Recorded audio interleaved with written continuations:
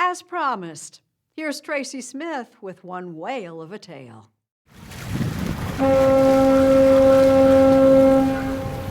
In the summer before the pandemic, a worker on a scaffolding in Seattle could be seen touching up what looked like a routine paint job. And then you step back. It's called a whaling wall. Every creature is life-sized, and they look just as they would if you happened to see a pack of wild orcas at sea. The artist's name is Wyland. People go, well, how could you paint a 110-foot whale on the side of a building? Is that hard? I go, no, I imagine the whale swimming across the building and I just paint it as it goes by. These whales are swimming by on the side of the Edgewater Hotel in Seattle. But Wyland's done more than 100 other murals like this around the world. So while I'm physically painting the whale, okay, my mind's eye is across the street at the same time. I can see the wall. You can see the whole thing. As I'm painting it. So don't tell anybody, it's kind of an inside secret. But it's no secret that Wyland loves what he does. Over the past 40 years, he's made a fortune selling smaller paintings and sculptures, and his work can also be seen in Wyland books, on Wyland shopping bags, the cruise ship Norwegian Bliss, and even the surfboard art for Team USA. It seems his goal is to turn the world into one giant aquatic gallery, and this from a guy who once could only dream about seeing the sea. Born in Detroit, Robert Wyland never wanted to do anything but make art for a living.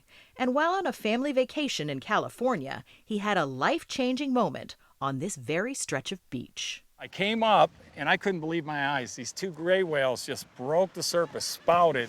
That's amazing. I mean, that was like a miracle. A few years later, he packed his paintbrushes and moved to California, where he learned the meaning of the phrase starving artist. It got so bad that for a time he was living on a single Snickers bar a day. Okay, so you'd get a Snickers bar and portion cut it in threes. Breakfast, lunch, and dinner. Are you serious? That was breakfast, lunch, and dinner, yeah.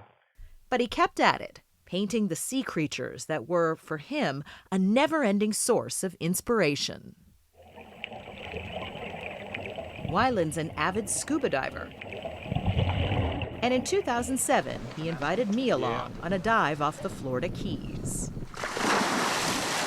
I feel blessed and lucky that I can dive, I can get in the water next to these great animals, manta rays, sharks, and see this beauty. And then all I have to do is put it up on the wall for people to enjoy. You can choose not to go into an art gallery or a museum, but you can't ignore a giant public mural. But his big canvases can also be big targets. He's been accused of commercialism, and major art museums have all but ignored him. Do you listen to the critics and those people, those voices? Well, I don't paint for the critics. I paint for the people. I love people. I mean, I'm collected by over almost 1 million people in all 50 states and 100 countries around the world. Critics, I can't even spell critic. But Wyland can spell success, and he counts among his fans some very big names, including Paul Newman, who showed up at one of his book signings. I look up and I go, holy, there's Cool Hand Luke, right? He waited in line? He waited in line to get a book signed, okay? And so he goes, hey, you're younger than I thought. I go, wow, so are you. For the record, Wyland himself is now 65.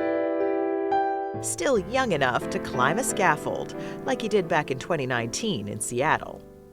Restoring this mural took him 3 days. Okay. Welcome to the club. Wow. Might have been quicker if he hadn't let me help. That's beautiful. So cool. That's a good eye patch. You're bringing the science. Beautiful. Now, wait a minute. Let me get you a little bit of white. He's going to fix it as soon as I leave. No, I'm not. You're good. It turns out that Wyland, through his nonprofit Wyland Foundation, does all these for free. In a way, each mural is kind of a public love letter to the ocean and to the creatures that will always be larger than life. Do you feel like you have everything? I have everything. I'm so grateful. I get up every day and I walk out there with my coffee and I look at that ocean And I just go, wow, I have no idea how this happened, but man, am I happy it did.